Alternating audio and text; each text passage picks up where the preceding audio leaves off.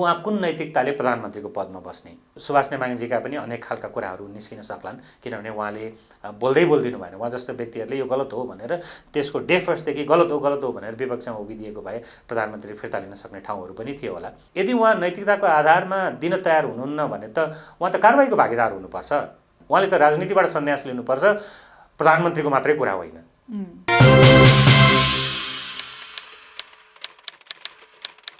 नमस्कार, टिएनटी बहसमा यहाँहरूलाई स्वागत छ। म इलिसा रियाल। यति बेला हाम्रो स्टुडियोमा विवेकशील साझा पार्टीका प्रवक्ता शरदराज पाठक हुनुहुन्छ। पुस 5 गते प्रतिनिधि सभा विघटन भइसकेपछि उहाँहरू प्रतिगमन विरुद्ध र लोकतन्त्रको रक्षा हुनुपर्छ भनेर निकै समय सडक सङ्घर्ष गर्नुभयो।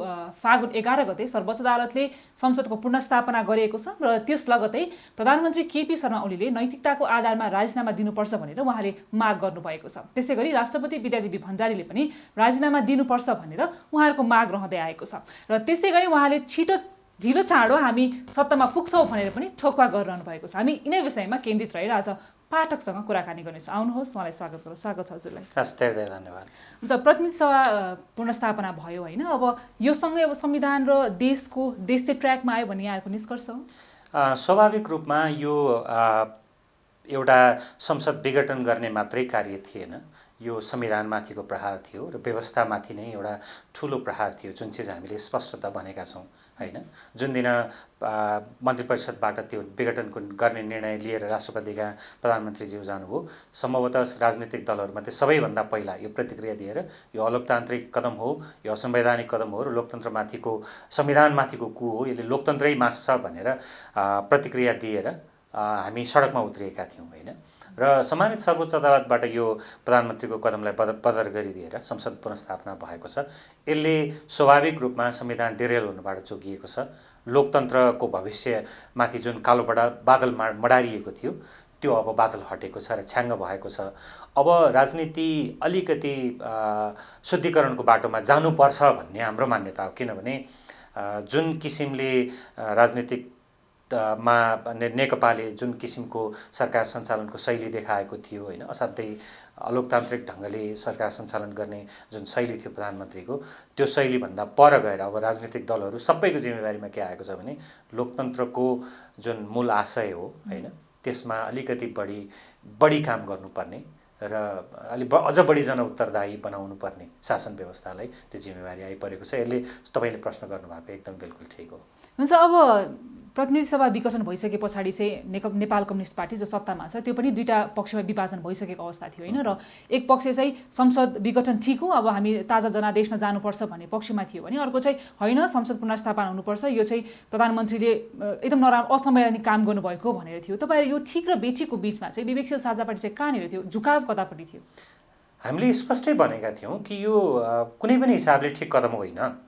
प्रधानमन्त्रीलाई यदि पार्टीभित्र काम गर्न अप्ठ्यारो थियो भने संसदमा होइन, संसदमा त हामीले अप्ठ्यारो देखाएका थिएनौँ होइन। संसद त सहयोगीको भूमिकामा थियो, प्रमुख प्रतिपक्षी सुतेर बसेको थियो, कहाँ खोज्नुपर्ने स्थिति थियो, उहाँहरूको पार्टीको करिब 2/3 बहुमत थियो।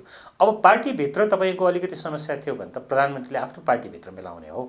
संसद विघटन गरेर मुलुकलाई ठुलो व्यवहार, नागरिकको अपेक्षामाथि तुषारापात जुन खालको पार्ने सिचुएसन उहाँले क्रिएट गर्नुभयो, त्यो त सर्वथा गलत थियो नि। हामी त हाम्रो स्पष्ट धार के थियो भने हो, हामीलाई कैयन तपाईँ जस्ता सञ्चारकर्मीहरूले अथवा हामी निर्वाचन क्षेत्रहरूमा भ्रमण गर्दाखेरि आम नागरिकहरूको कतिपयको शुभेच्छा के थियो भने तपाईँहरू जस्तो राजनीतिक दल आशाको केन्द्र बनेर आउनु भएको छ, निर्वाचनको पो तपाईँहरूले कुरा गर्नु पर्यो, ताकि चाँडो यो मुलुकमा निर्वाचन भयो भने तपाईँहरू छिटो चाहिँ नि संसदमा उपस्थित हुनुहुन्छ, आफ्ना काम देखाउन पाउनुहुन्छ र तपाईँहरू जस्तो राजनीतिक दलका लागि एउटा ठुलो स्पेस क्रिएट गर्ने वातावरण बन्छ भनेर भन्नुभएको थियो। हामीले के भन्यौँ भने संविधान रह्यो भने, यो व्यवस्था रह्यो भने हाम्रो लागि त अवसर नै अवसर छ। त्यो हुनाले त्यसमा कुनै खालको हामीमा दुविधा थिएन। हामी डे फर्स्टबाट के चाहिँ बिन्दुमा उभिएका थियौँ भने यो अलोकतान्त्रिक कदम हो, असंवैधानिक हो, यो सचिनको विकल्पै छैन। र अरूले कतिपयले संशय राख्नुभयो होला सम्मानित सर्वोच्च अदालतप्रति, तर तपाईँले हाम्रा सार्वजनिक अभिव्यक्तिहरू हेर्नुभयो भने त्यसमा स्पष्ट रूपमा हामीले भनेका थियौँ कि सम्मानित सर्वोच्च अदालतले यो कदमलाई सच्याउँछ, हामीले विश्वास गर्नुपर्छ, हामी विश्वस्त छौँ भनेर।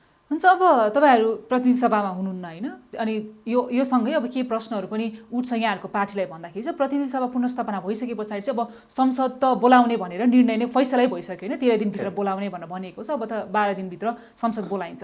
अब यहाँहरू चाहिँ संसदमा नभएको हिसाबले अथवा सांसद नभएको हिसाबले चाहिँ तपाईँहरूको भूमिका के रहन्छ? यहाँले त प्रधानमन्त्री राजीनामा दिनुपर्छ अथवा चलखेल नगरिकन चाहिँ मार्ग प्रशस्त गर्नुपर्छ भनेर भनिरहनु भएको छ। सडकबाट अथवा तपाईँहरूको भूमिका चाहिँ के हुन्छ अथवा समीकरणको अवस्था चाहिँ के छ तपाईँहरूको पार्टीभित्रबाट?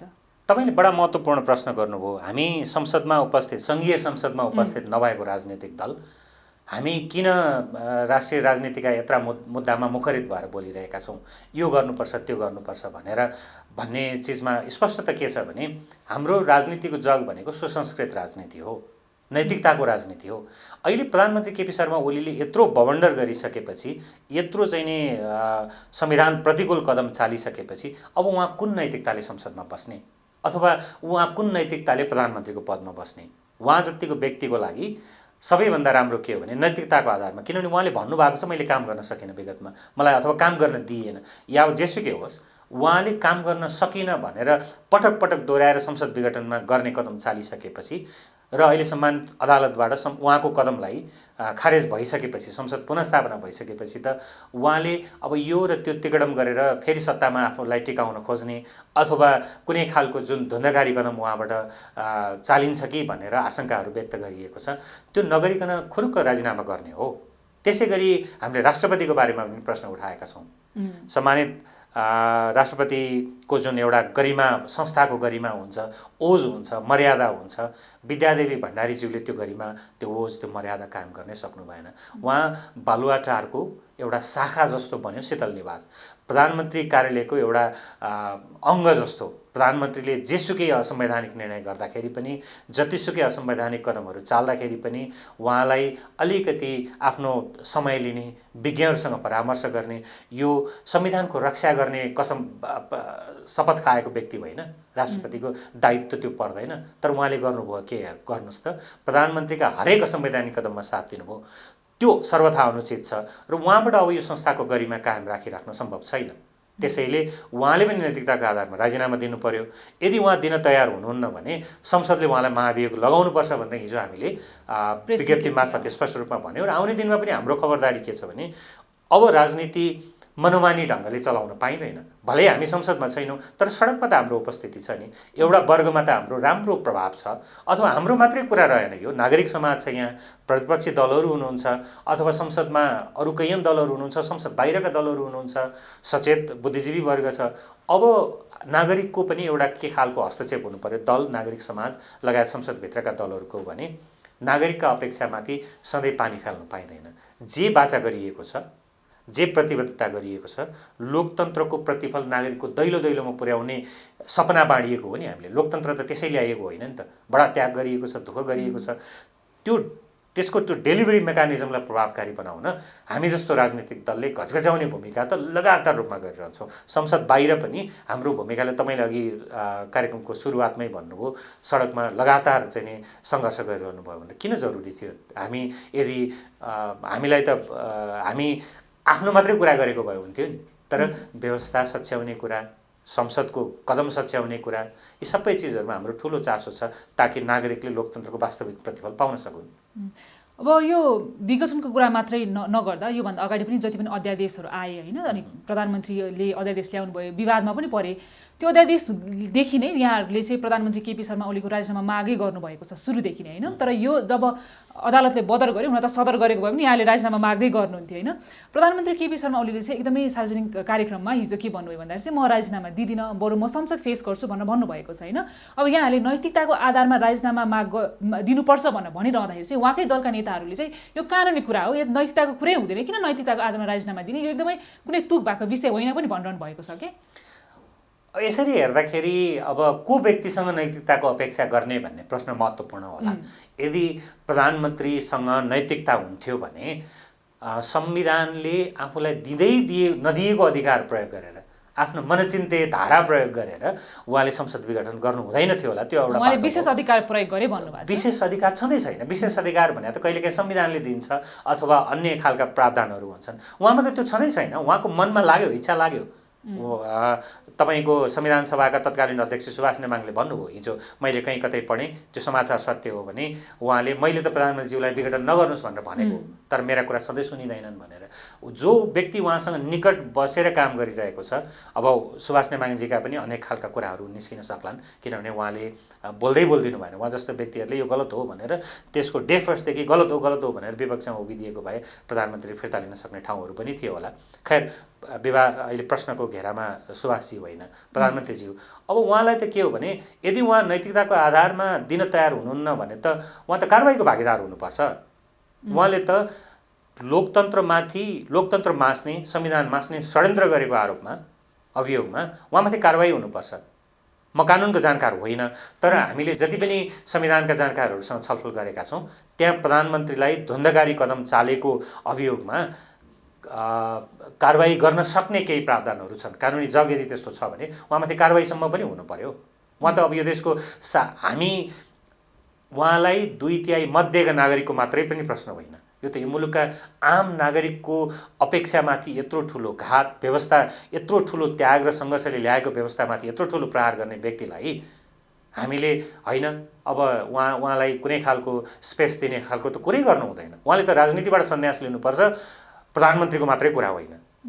उहाँले अब म राजनीतिका लागि लायक पात्र रहिनँ, मैले कोसिस गरेँ, तर अदालत मेरो विपक्षमा रह्यो, नागरिक समाज मेरो विपक्षमा रह्यो, मैले मेरै पार्टीभित्र पनि यत्रो ठुलो प्रतिरोधको सामना गर्नु पर्यो, कोही पनि मेरो पक्षमा छैन सिवाय केही साइबर सेना र अरेङ्गालहरू र पार्टीका केही मान्छे बाहेक। त्यसैले अबको दिनमा म 70 पुरा भएँ, जन्मदिन मनाएँ, राजनीतिका लागि यो पर्याप्त उमेर हो, मैले गर्नु सक्ने गरेँ, अब म सन्यास लिन्छु भनेर उहाँ त सन्यास लिएर बस्नुपर्छ। हुन्छ, हिजो यहाँको विज्ञप्ति मैले हेरिरहेको थिएँ होइन, अनि त्यस पछाडि यहाँले त प्रधानमन्त्री र विद्यादेवी भण्डारी राष्ट्रपतिको राजीनामा माग त गर्नु नै भएको छ। त्यसबाहेक यहाँले के पनि त्यहाँ विज्ञप्तिमा लेखिएको छ भन्दाखेरि चाहिँ कुनै पनि चलखेल नगरिकन, यही भाषा छ होइन, कुनै पनि चलखेल नगरिकन चाहिँ उहाँले नयाँ सरकार गठनको लागि चाहिँ मार्ग प्रशस्त गर्नुपर्छ भनेर लेख्नु भएको छ। यहाँहरूको मनमा अथवा पार्टीभित्र यस बिचमा छलफल हुन्छ कि अझै पनि प्रधानमन्त्रीले केही गर्न सक्नुहुन्छ 13 दिनको बिचमा भनेर पनि? होइन, हामीले अवाञ्छित चलखेल नहोस् प्रधानमन्त्रीको तहबाट। तपाईँले हिजो विगतमा काम गर्न नसकेको जुन आफ्नै प्रति सार्वजनिक अभिव्यक्ति छ, त्यसको आधारमा कुनै खालको अवाञ्छित चलखेल नगरिकन तपाईँले नैतिकताको आधारमा राजीनामा दिनु वाञ्छनीय छ भनेर हामीले भनेका छौँ, दिनुपर्छ भनेर भनेका छौँ होइन। त्यो अवाञ्छित चलखेल भने के भने, फेरि पनि तपाईँको पार्टी विभाजनको अध्यादेश लिएर आउने अथवा राजनीतिमा यस्ता कैयन मुद्दाहरू हुन्छन्, विषयहरू हुन्छन् जहाँ प्रधानमन्त्रीले चाहँदाखेरि चलखेल गर्न सक्ने कतिपय आशंकाहरू गरिएको थियो, त्यहाँ सङ्कटकाल लगाउन सकिन्छ कि अथवा अन्य खालका त्यस्तै प्रयासहरू। किनभने जब नैतिकवान व्यक्तिले पो राजनीतिमा यत्रो वर्षको राजनीतिक त्याग योगदान छ, समाजले मलाई सम्झिरहने योग्य काम गर्नुपर्छ भन्छ, तर जसको नैतिक जग नै छैन, जसको नैतिक धरातलै छैन, जसको राजनीति सुसंस्कृत राजनीति होइन, उसले त शासन सत्तामा आफूलाई टिकाउनका लागि अनेक खाले तिकडमहरू गर्न सक्छ। भलै त्यस्ता तिकडमहरू आजका दिनमा चल्दैन। लोकतन्त्र बलियो छ, यहाँ नागरिकको चेतना स्तर बलियो छ, समाजको तपाईँको लोकतन्त्र विरोधी शक्तिहरूको प्रतिकार गर्ने शक्ति बलियो छ। त्यस्ता कुत्सित प्रयासहरू टिक्दैनन्, तर व्यक्तिले चाहँदा प्रयास त गर्न सक्छ नि। जस्तो यही 2 महिना 2.5 महिनाको अवधिमा हेर्नुहोस्, संसद विघटन गरेपछि मुलुक कति ध्रुवीकृत भयो, कत्रो साधन स्रोत खर्च भयो होइन, मुलुक अन्योलको स्थितिमा भयो, के हुन्छ भन्ने स्थितिमा पुग्यो। एउटा व्यक्तिले चाहँदाखेरि आफूसँग हुँदै नभएको अधिकार प्रयोग गरेको आधारमा मुलुक त बन्धक बन्यो नि त, बल्ल पो निकास आयो। त्यस्तो किसिमको अवाञ्छित चलखेल यदि कुनै बाटोहरू तपाईँसँग सोचिरहनु भएको छ, दिमागमा छ, अथवा तपाईँका केही कुत्सित मनचाहे बोकेका सल्लाहकारहरूले दिइरहेका छन् भने अब बन्द गर्नुहोस्।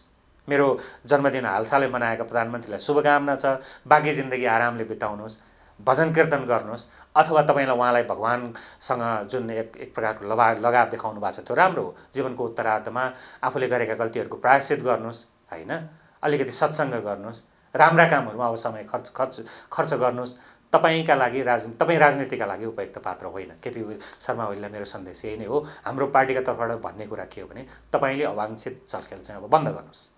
हुन्छ, अब प्रधानमन्त्री केपी शर्मा ओलीले चाहिँ अब म संसद बोलाउँछु भनेर भनिसक्नु भएको छ, राजीनामा दिन तर म संसदमा फेस गर्छु भनेर भन्नुभएको छैन। अब यो समयमा त राजीनामा दिन भनिसके पछाडि त अब अरू विकल्पहरू उहाँले अपनाउनुहुन्छ जस्तो पनि देखिँदैन, अथवा विश्लेषणहरू यस प्रकारले आइरहेका छन्। अब यस्तो अवस्थामा चाहिँ अब उहाँले म संसद फेस गर्छु, म राजीनामा पनि दिन भनिरहँदा तपाईँहरू चाहिँ संसद संसदसम्म वेट गर्नुहुन्छ कि अझै बिचमा पनि केही सङ्घर्षका कार्यक्रमहरू ल्याउनुहुन्छ त?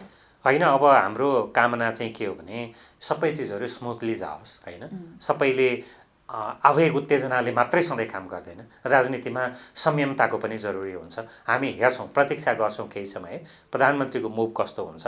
उहाँले अब यो बिचमा प्रधानमन्त्रीको मात्रै कुरा रहेन नि, फेरि हेर्नुहोस् है, हामी एकहोरो प्रधानमन्त्रीको मात्रै कुरा गरिरहेका छैनौँ। उहाँको विकल्पमा आउने अनुहारहरू सम्झौँ त, त्यो त्यत्तिकै निराशा लाग्दो अनुहार छ। हामी के चाहन्छौँ भने उहाँलाई प्रतिस्थापन गर्ने अहिले संसदमा भएका दलहरूको जो जो अनुहारहरू तपाईँ कल्पना गर्नुहुन्छ, शेरबहादुर देउवाको कुरा छ, पुष्पकमल दाहालको कुरा छ, माधव नेपालको कुरा छ, झलनाथ खनाल, बाबुराम भट्टराई, यिनै पात्रहरू होइन। मुलुकले आशा गर्छ आजको दिनमा उहाँ पात्रहरूबाट, गर्दैन नि। त्यो उनीहरूले दोस्रो पुस्ताको कोही आएर नेतृत्व गरोस्, राम्रो त त्यो हुन्छ। अब हामी के हेर्छौँ भने यो ट्रान्जिसन भनौँ न, सत्ताको नेतृत्व फेरबदलीको प्रक्रिया कति स्मुथली हुन्छ, अथवा नयाँ आउने पात्रले कुन खालको प्रतिबद्धता सहित आउँछ, राजनीतिमा उसले गर्ने डेलिभरीको कुराहरू कतिसम्म चाहिँ नि कुन हदको प्रतिबद्धता सहित आउँछ, त्यो हामी हेर्छौँ। यो प्रक्रिया कति स्मुथली जान्छ हेर्छौँ।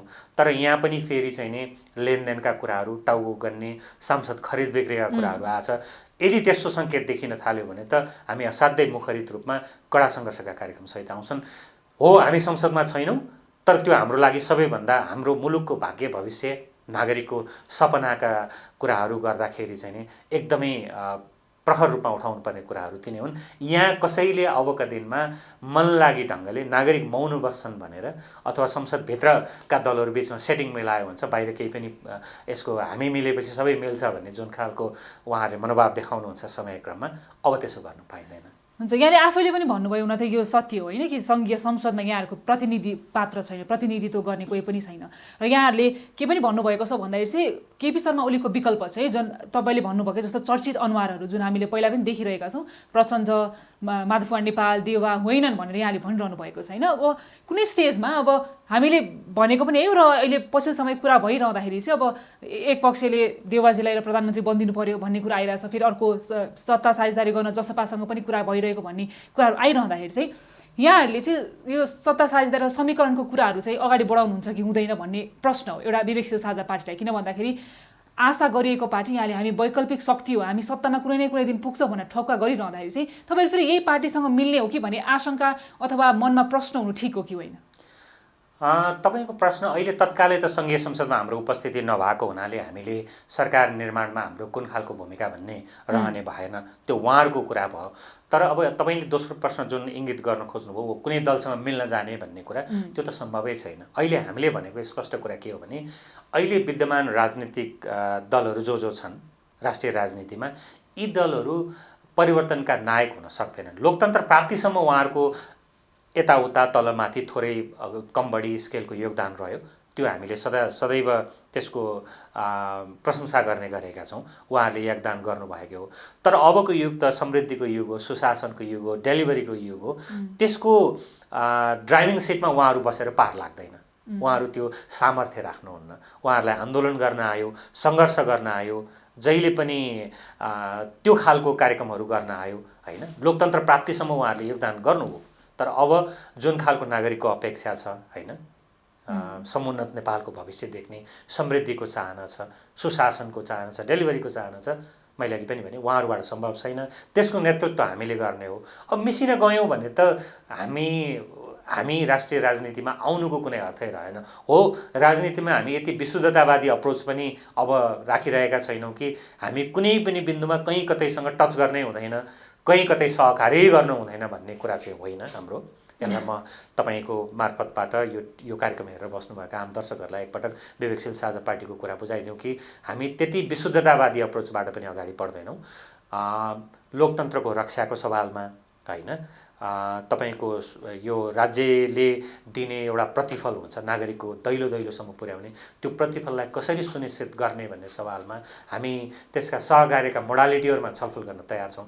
तर त्यो सांसदको तपाईँको दल सरकार बनाउने गिराउने यस्ता किसिमका खेलहरूमा न हाम्रो कुनै भूमिका हुन्छ, न हामी त्यो अहिले त्यो उपस्थितिमा पनि छौँ। त्यसैले अहिले हामी त्यतातिर छैनौँ। हुन्छ, अब यो विघटन भइसके पछाडि चाहिँ यहाँहरूसँग अलि प्रशस्त समय पनि थियो होइन आफ्नो पार्टीको बारेमा बुझाउने अथवा संरचनाहरू खडा गर्ने तपाईँहरूको लागि प्रशस्त मौका पनि थियो। अब यस पछाडि अब पुनर्स्थापना भइसके पछाडिको अब 1.5 वर्ष पछि हो निर्वाचन हुने, बल्ल अझै पनि समय छ, तर कुनै एउटा बिन्दुमा चाहिँ यो नाम चलेकै तपाईँले भन्नुभएकै जस्तो प्रधानमन्त्री आए, फेरि देशमा पोलिटिकल इन्स्टेबिलिटी भयो, सरकार 6 महिनामा परिवर्तन भयो, 3 महिनामा परिवर्तन हुँदाखेरि चाहिँ तपाईँहरूले कतै रिग्रेट गर्ने ठाउँ हुन्छ कि हुँदैन कि हामीले बरु त्यही बेलामा चाहिँ बरु निर्वाचनको पक्षमा अथवा हामीले चाहिँ ताजा जनादेशमा जानलाई रेडी भएको भए हुन्थ्यो भन्ने कुरा चाहिँ आउँछ कि आउँदैन? संविधानले प्रत्याभूत गरेका छ 2 वर्ष प्रधानमन्त्रीको विरुद्धमा अविश्वासको प्रस्ताव ल्याउन पाइँदैन र पहिलो अविश्वासको प्रस्ताव पारित नभएको खण्डमा अर्को 1 वर्ष ल्याउन पाइँदैन भनेर। अब आवधिक निर्वाचनको अवधि त्यही 2 वर्ष हाराहारी मात्रै छ। त्यो हुनाले अब बन्ने सरकारको विपक्षमा अथवा प्रधानमन्त्रीको विरुद्धमा अविश्वासको प्रस्ताव नआउला, जे जस्तै भए पनि। तर अब आउने सरकारले कतिको प्रभावकारी काम गर्छ, कतिको जनमुखी काम गर्छ भन्ने त स्वाभाविक रूपमा हाम्रो चासो हो। त्यो हुनाले आवधिक निर्वाचन, विधिको शासन हैन, संविधानवादको पक्षधर एउटा पार्टीको हिसाबले हामीलाई अहिले जुन पोजिसन लिएर हामी उभियौँ संसद विघटनको विपक्षमा, त्यसमा हामीलाई असाध्यै ठुलो गर्व छ। प्रमुख प्रतिपक्षी नेपाली कङ्ग्रेस, जसले आफ्नो पार्टीका नेतालाई संविधानको पिता भनेर चित्रित गर्छ, संविधानमाथि यत्रो प्रहार हुँदाखेरि बरु नेपाली कङ्ग्रेस 2टा नाउमा खुट्टा राखेर बस्यो, चुनाव हुँदाखेरि लाभ हुन्छ कि भनेर बस्यो। संविधानमाथि त्यत्रो प्रहार भएको विषयलाई उसले असाध्यै गौण रूपमा लियो हैन, त्यहाँ केही लाभहानिका कुराहरू हेरियो। तर हामी जस्तो राजनीतिक दल जसको सङ्घीय संसदमा उपस्थिति छैन, प्रदेशसभामा बागमती प्रदेशसभामा मात्रै 3 जना सांसदहरू हुनुहुन्छ हाम्रो, हामीले सबैभन्दा मुखरित रूपमा, सबैभन्दा प्रखर रूपमा, सबैभन्दा स्पष्ट रूपमा यी कुराहरू राख्यौँ। त्यसमा हामीलाई गर्व छ र मलाई विश्वास छ नागरिकहरूले यो चिजलाई नोट गरेर राख्नु भएको छ। कुन चाहिँ राजनीतिक दलले ऐन मौकामा संविधानमाथि, लोकतन्त्रमाथि, तपाईँको विधिको शासनमाथि हैन, संविधानमाथि, वादमाथि यत्रो प्रहार हुँदाखेरि कुन चाहिँ राजनीतिक दलले सबैभन्दा प्रखर रूपमा बोल्यो र सबैभन्दा दह्रो स्ट्यान्ड लियो, दह्रो खुट्टा टेकेर बस्यो, आफ्नो पोजिसन लिएर नागरिकलाई सम्झाउने कार्यक्रमहरू गर्यो, त्यो नोट गरेर बस्नु भएको छ र आउने आवधिक निर्वाचनमा त्यसको प्रतिबिम्ब मतदानका क्रममा झल्किन्छ भन्नेमा हामी पुरापुर विश्वस्त छौँ। हुन्छ, अब विवेकशील साझा पार्टी चाहिँ तपाईँहरूले सुरुमा पनि भन्नुभएको थियो हामी वैकल्पिक शक्तिको रूपमा अगाडि आउँछौँ भनेर होइन, तर अब तपाईँहरूलाई चाहिँ यो आरोपै हो भनौँ होइन, खालि सडकमा अनि सामाजिक सञ्जालमा। तपाईँलाई फेसबुकै पार्टी पनि भन्थे पहिला होइन, अहिले त अलिकति त्यसको परिभाषा तपाईँको डेफिनेसन अलिकति चेन्ज भएको छ। अब सङ्गठन अथवा संरचना निर्माणमा अलि गाउँमा सङ्गठन बनाउने बेला भयो कि अझै पनि त्यो आरोप नै खेपेर बस्ने हो? यो आरोपबारे चाहिँ नि हामीले धेरै स्पष्टीकरण दिइसकेका छौँ, तर फेरि पनि रमाइलो कुरा के भने आइरहन्छ। तपाईँ जस्तो सञ्चारकर्मी साथीहरूले गर्नुहुन्छ। मलाई तपाईँको प्रश्नको लागि धन्यवाद। यो फेरि प्रश्न हो, सामाजिक सञ्जाल भनेको त हामीले गरेका कामहरूको त्यो प्रतिबिम्ब देखाउनेका ठाउँ हो नि। हामी सङ्गठन निर्माणमा हुँदैनथ्यौँ भने सङ्गठन निर्माणका फोटोहरू ल्याएर सामाजिक सञ्जालमा किन राख्थ्यौँ? अहिलेका लागि हामीसँग परम्परागत राजनीतिक दलहरू जस्तो स्थापित राजनीतिक दल नभइसकेका हुनाले मिडियाले दिने स्पेस अलिकति साँघुरै होला। कैयन कुराहरू हाम्रा नागरिक समक्ष पुर्याउने माध्यम त सामाजिक सञ्जाल हो, यसलाई उपयोग किन नगर्ने भनेर हामी गरिरहेछौँ। यसको अर्थ यो होइन कि हामी सामाजिक सञ्जालमा मात्रै छौँ, हामीले गरेका गतिविधिका तस्बिरहरू, सूचनाहरू हामी त्यहाँ राख्छौँ। तपाईँलाई जानकारी दिउँ, हाम्रो 7वटा प्रदेशमा उपस्थिति छ। तपाईँको करिब 40वटा जिल्लामा त साङ्गठनिक उपस्थिति भइसकेको छ। विभिन्न नगरहरूमा, गाउँ इकाइ, टोलसम्म पनि हाम्रो साङ्गठनिक उपस्थिति सङ्गठन विस्तार भएर गइरहेको छ। त्यसको अर्थ त स्पष्ट छ नि। हामीलाई तुलना के गरिन्छ भने यसलाई फेरि सकारात्मक रूपमा लिउँ कि 3-4 वर्षदेखि राष्ट्रिय राजनीतिमा उभिएको राजनीतिक दललाई 7 दशकदेखि 6 दशकदेखि राजनीति गरिरहेको राजनीतिक दल सरहले दिनुहुन्छ। तपाईँहरू कहाँ खोइ त्यहाँ पुगेको, खोइ त्यहाँ तपाईँको जिल्लामा गरेको, खोइ त्यो कार्यक्रम गरेको। अब हामी स्वाभाविक रूपमा 3-4 वर्षको मात्रै इतिहास बोकेको दलका रूपमा हाम्रो सामर्थ्य सानो छ अहिलेको दिनमा, तर हामीले सक्दो गरिरहेका छौँ। हामीलाई फेसबुकै पार्टी अथवा सामाजिक सञ्जालमा मात्रै रमाउने पार्टी भनेर नलिदिनु होला।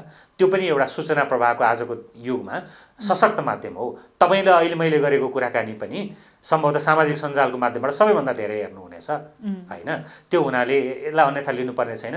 यो विज्ञान प्रविधिले दिएको वरदान हो। हामी जस्तो प्रविधि मैत्री पार्टी, सूचना मैत्री पार्टी, सूचना प्रविधिको भरपुर उपयोग गर्ने पार्टी हुनाले यसको हामीले भरपुर उपयोग गरेका छौँ। तर यदाकदा आउने आलोचना टिप्पणीलाई पनि हामी सकारात्मक रूपमा लिन्छौँ कि नागरिकले हामीलाई जताततै देख्न चाहिरहनु भएको छ। आउने चुनावसम्ममा त मलाई विश्वास छ हामी सबै जिल्लामा हाम्रो साङ्गठनिक उपस्थिति हुन्छ र आउने निर्वाचनमा त हामी असाध्यै सशक्त रूपमा सङ्घीय संसदमा हामी उपस्थित हुन्छौँ। त्यसपछि त राष्ट्रिय राजनीतिको चित्र बदलिन्छ। हुन्छ, अब निर्वाचन पछाडिको हामी 3 वर्षमा छौँ होइन, 3 वर्ष लगभग हुन लाग्यो। अब यो 3 वर्षमा आइपुग्दाखेरि चाहिँ त्योभन्दा अगाडिको निर्वाचनमा यहाँले के गल्ती गर्नुभएको थियो, अब त्यो गल्तीहरू सुध्रिने भनेर चाहिँ, अथवा बिचमा त पार्टी एकचोटि फुट्यो पनि होइन, निर्वाचन भइसके पछाडि विवेकशील साझा दुईटामा फेरि एक भयो, फेरि फुट्यो होइन। अब यो फुट र जुटकै कुरा रहिरहँदाखेरि चाहिँ फेरि निर्वाचन हुने बेला अनि निर्वाचन भइसके पछाडि फुट्दाखेरि चाहिँ अब फेरि कुनै ठाउँमा चाहिँ आफ्नो विश्वसनीयता बढाउनको लागि चाहिँ अब समय लाग्छ कि लाग्दैन? यो फुट जुन हामीले बिचमा बेहोर्यौँ त्यसले हामीप्रति असाध्यै ठुलो भरोसा राख्नु भएको नागरिकको एउटा तबकामा दुःख पुगेको छ, उहाँहरूको मन दुखेको छ, हामीले दुखाएका छौँ। अस्ति हामी पुनः एकीकरण भयौँ र विवेकशील साझा नै भयौँ। त्यति बेला पनि कतिको मन दुख्यो? हामीले उहाँहरूलाई विनम्रतापूर्वक के भनेका छौँ भने विगतमा हामीले मन दुखाएका छौँ, तर हाम्रो नियत सभा छ। हामीले कुनै राज्य सत्तामा कसको कति स्थान हुने होइन, कुन पदमा हुने भन्ने हिसाबले विभाजन भएका थिएनौँ, यो चिज स्पष्ट पारिसकेका छौँ। हो, हामी बिचमा काम गर्ने सिलसिलामा केही खालका सामान्य विमतिहरू थिए, ती विमतिहरू हामी भित्रै बसेर सुल्झाउनु पर्ने थियो, तर पार्टी विभाजनको रूप लियो, त्यसलाई सच्याएका छौँ। र आउने दिनमा अब हामी मात्रै होइनौँ, विवेकशील साझा पार्टी मात्रै बनाएका छैनौँ, हाम्रा जस्तै एजेन्डा बोक्ने, हामीसँग विचार मिल्ने, हाम्रोसँग कार्यशैली मिल्ने राजनैतिक दलहरू हुनुहुन्छ, समूहहरू हुनुहुन्छ, व्यक्तिहरू हुनुहुन्छ, समाजमा प्रतिष्ठा कमाएका व्यक्तिहरू हुनुहुन्छ, सामाजिक पुँजी आर्जन गरेका व्यक्तिहरू हुनुहुन्छ। उहाँहरूलाई एक ठाउँमा ल्याउने र वैकल्पिक राजनीतिको मियो बन्ने विवेकशील साझा पार्टी भन्ने जुन हाम्रो प्रयास छ, त्यसलाई सार्थक तुल्याउन हामीले असाध्यै घनीभूत रूपमा काम गरिरहेका छौँ। यसको बारेमा सम्भवतः आउने केही महिनामा त्यसका नतिजाहरू देखिन्छन्। धेरै ठुलो साङ्गठनिक उपस्थितिसहित र केन्द्रमा पनि विभिन्न अभियान गरिरहनुभएका व्यक्तिहरू आउने, उपस्थित हुने र यसलाई अलिकति अब चाहिँ नि यो हाम्रो आशाको केन्द्र वास्तवमै बन्यो है। यदाकदा प्रश्न यदि कसैमा थियो भने यो अहिलेको राजनीतिको विकल्पका रूपमा हेरिएको राजनीतिक दल अथवा त्यो राजनीतिको सम्भाग बन्न सक्ने, परिवर्तनकामी राजनीतिको सम्भाग बन्ने राजनीतिक दल चाहिँ अब निर्माण भयो है भनेर हेर्ने बिन्दुमा हामी पुर्याउँछौँ। हामीलाई पनि त चुनौती छ नि, हामी लगातार रूपमा रात दिन डटेर लागिकिन रहेका छौँ भने हामीलाई त यो देशको राजनीतिको चित्र बदल्नु छ, नागरिकको अपेक्षा अनुसारको राजनीति गर्नु छ होइन, हामीलाई पनि छ। तपाईँ मार्फत यो कार्यक्रम मार्फत के भन्छु भने हामीलाई यसरी घचघच्याउँदै गर्नु होला, किनभने तपाईँहरूको जुन किसिमको प्रश्न छ, जुन किसिमको घचघच्याइ छ, त्यसले हामीलाई निरन्तर रूपमा आफ्नो उद्देश्यमा अगाडि बढिरहन प्रेरित गरिरहेको छ। हुन्छ, अब अन्तिममा जाँदै होइन, अब प्रतिनिधि सभा विघटन भइसके पछाडि पुनर्स्थापना भइसक्यो, अब कतिजनाले चाहिँ अब पोलिटिकल इन्स्टाबिलिटीतिर जान्छ होइन, अब पहिलाको जस्तै सरकार 3-3 महिनामा परिवर्तन हुन्छ भनेर पनि विश्लेषण गरिरहेका छन्। अब यो चाहिँ विश्लेषणात्मक प्रश्न, अब नेपालको राजनीति अब कतातिर जान्छ जस्तो लाग्छ यहाँलाई? नेपालको राजनीति मलाई अलिकति पृष्ठभूमिमा जाउँ। 3 वर्ष अगाडि जब वाम गठबन्धनले स्थिर सरकार, सुशासन होइन को नारा दिएर त्यत्रो ठुलो मत आर्जन गरेको नेपालको इतिहासमा धेरै वर्षपछि कुनै एउटा राजनीतिक दलले अथवा हामी एक हुन्छौँ भनेको गठबन्धनले त्यत्रो ठुलो मत ल्याउनु भनेको त त्यो सानोतिनो उपलब्धि थिएन। तर हामीलाई त थाहा थियो उहाँहरू कुन जगमा कति पानीमा हुनुहुन्छ, उहाँहरूको एकताको त्यो रसायन कति फितलो छ भन्ने हामी त त्यसको जानकार थियौँ। तर नागरिकले त विश्वास गरेको हो नि उहाँहरूलाई कि तपाईँहरूले स्थिर सरकार दिन्छु, सुशासन दिन्छु भनेर जुन बाचा गर्नुभएको छ, ल हामीले त दिने मत हो, बाँकी तपाईँहरूको जिम्मा भनेर सुम्पिएको होइन। त्यसमाथि उहाँहरूले कत्रो ठुलो प्रहार गर्नुभयो, कुठाराघात गर्नुभयो, नागरिकको विश्वासमाथि घात गर्नुभयो होइन। अब राष्ट्रिय राजनीति सहज रूपमा त अगाडि नबढ्ला, किनभने एउटै दलको संसदमा बहुमत हुनु जस्तो विभिन्न दलहरू मिलेर बहुमत सृजना गर्ने खालको जुन खालको अब परिस्थिति विकास हुँदै जान्छ, त्यसमा विगतमा पनि हामीले देखेका छौँ कि एउटै दलभित्र त मिलाप हुन त्यत्रो गाह्रो हुँदो रहेछ भने अब विभिन्न विचार बोकेका राजनीतिक दलहरू एक ठाउँमा उभिँदाखेरि त्यहाँ गजाङगुजुङ हुने अपेक्षाकृत काम त हुन सक्ला भनेर त म कल्पना गर्दिनँ। फेरि उहाँहरूको चरित्रै पनि के हो भने असाध्यै सत्तामुखी र त्यहाँ कसलाई कति भागभन्डा पाउन सक्छ भन्नेमा मात्रै केन्द्रित, नागरिकका लागि के दिन सकिन्छ भन्ने चिजमा बहस लगभग शून्य प्राय। मैले कुन मन्त्रालय कसले पाउने भन्ने चिजमा हेर्दै जाउँ न, अब फेरि त्यो विकृत नमुना देखिन्छ, त्यो राजनीतिको त्यस्ता दृश्यहरू देखिन थाल्छन्। त्यो दुर्भाग्यपूर्ण हो। तर खुसी हुनुपर्ने कुरा चाहिँ के भने संविधान त डिरेल हुनबाट जोगियो। अब जेन तेन हामी आउने निर्वाचनसम्म त जानु नै पर्यो होइन, अवधिक निर्वाचनसम्म संविधानले तोकेको। त्यसपछि चाहिँ नागरिकलाई यसले एउटा मौका दिइन्छ यदि केही गरी भने, त्यो मौका के हो भने फेरि पनि एकपटक राजनीतिक दलहरूलाई चिन्ने र विगतमा मतदानका क्रममा आफूले गरेको कत्रो ठुलो गल्ती गरिएछ। नागरिकले गर्ने एउटा दान 5 वर्षमा एउटा मौका आउँछ। अनि त्यो पनि यस्तो चरित्र बोकेको, यस्तो किसिमको अराजक कार्यशैली बोकेको, दोहनकारी चरित्र बोकेको राजनीतिक दल र राजनीतिक दलका नेताहरूलाई हामीले फेरि निर्वाचन गऱ्यौँ। उहाँहरूलाई त केही पनि छैन, उहाँहरू त राष्ट्रिय राजनीतिको केन्द्रमा यो वा त्यो प्रकारले हुनुहुन्छ।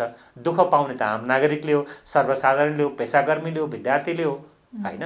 मुलुकको भविष्य 5 वर्ष यत्तिकै खेर जानु भनेको सानो अवधि हो। 5 वर्ष भनेको हेर्नुहोस् त, 5 वर्षमा त मुलुकको कायापलट हुन सक्थ्यो। सही राजनीतिक दल, सही व्यक्तिहरू, राजनीतिका सही पात्रहरूलाई चयन गर्न सकेको भए हामी विकल्प भनेर उभिएकै थियौँ। अब त्यसमा नागरिकलाई मात्रै पनि दोष नदिउँ, हामी पनि नयाँ थियौँ। तर मेरो विश्वास चाहिँ के हो भने आउने दिनका अब 2 वर्ष जुन बाँकी छ त्यसमा पनि धेरै किसिमका राजनीतिक विकृत खेलहरू देख्न पाइन्छ र त्यसपछि चाहिँ नागरिकलाई त्यसलाई एउटा मौकाको रूपमा हेर्ने भने नागरिकलाई छर्लङ्ग हुनेछ कि को राजनीतिक दल वास्तवमा नेपालको हितप्रति, नेपालको विकासप्रति, नागरिकका अपेक्षाप्रति प्रतिबद्ध छ र कुन चाहिँ राजनीतिक दलहरू चाहिँ नि आफ्नो लागि मात्रै, आफ्नो स्वार्थले प्रेरित छन् भनेर चिन्ने मौका हुन्छ। र अब आउने निर्वाचन चाहिँ नि मुलुकको भविष्यको एउटा सुमधुर बाटो कोर्न, मुलुकलाई समुन्नतिको दिशा दिन, समृद्धिको दिशा दिन नागरिकले उल्लेख्य भूमिका खेल्ने बिन्दुमा पुगिन्छ। हुन्छ, अब यहाँले भन्नुभएको जस्तै अब नेकपाको जस्तो एकताको कमजोर रसायन नहोस् यहाँको पार्टीको, मिल्नु भएको छ, नागरिकले ठुलो अपेक्षा गरेका छन् यहाँको पार्टीसँग। जाँदा जाँदै युवाहरूलाई केही भन्न चाहनुहुन्छ भने यहाँको पार्टी धेरै युवा वर्गमा केन्द्रित भएको हिसाबले अन्तिममा? यो मौकाका लागि धेरै धेरै धन्यवाद। युवा साथीहरूलाई मेरो विनम्र निवेदन के हो भने राष्ट्रिय राजनीतिबाट तपाईँहरू निरपेक्ष नभइदिनु होला। अहिले के छ भने राजनीति मेरा लागि होइन, राजनीतिमा मलाई चासो छैन अथवा म राजनीतिका लागि उपयुक्त पात्र होइन नभनिदिनु होला। यदि हामीले त्यसो गरेर बस्यौँ भने, सबैजनाले युवा शक्ति आएर हस्तक्षेपकारी भूमिका नखेलिदिने हो भने यो विकृत राजनीतिको अभ्यास गर्ने राजनीतिक दलहरूका लागि ठुलो मौका रहिरहनेछ।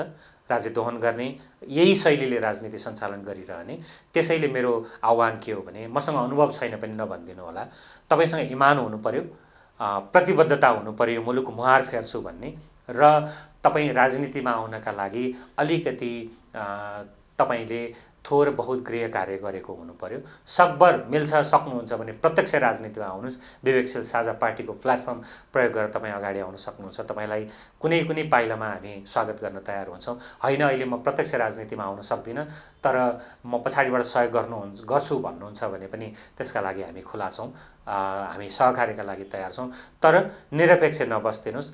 राजनीतिका खराब पात्रहरूलाई चिनाउन तपाईँले यदि भूमिका खेलिदिनु भयो भने पनि आफ्ना परिवारका सदस्यहरूसँग आफन्तहरूको भेटघाट हुन्छ, जमघट हुन्छ, सार्वजनिक कार्यक्रमहरू हुन्छ, तपाईँका पेसागत सम्बन्धहरू हुन्छ, त्यहाँ चाहिँ नि राष्ट्रिय राजनीतिका बारेमा लगातार बहस गरिरहनु पर्यो र राजनीतिका खराब पात्रलाई त विस्थापित गरेरै छोड्ने हो र नयाँ राजनीतिको सुरुवात गरेरै छोड्ने हो भन्ने आँट विश्वास लिएर तपाईँहरू ले अगाडि बढिदिनु भयो भने यो मुलुकको राजनीतिले सही दिशा बदल्न अब धेरै समय लाग्दैन। मलाई यहाँहरूसँग यही नै नम्र निवेदन छ। हुन्छ, यहाँको समय र विचारको लागि धेरै धेरै धन्यवाद। हस्, यहाँलाई पनि यो मौका दिनुभयो। विवेकशील साझा पार्टीका तर्फबाट समसामयिक विषयमा केही कुराहरू राख्न पाएँ। धेरै धेरै धन्यवाद।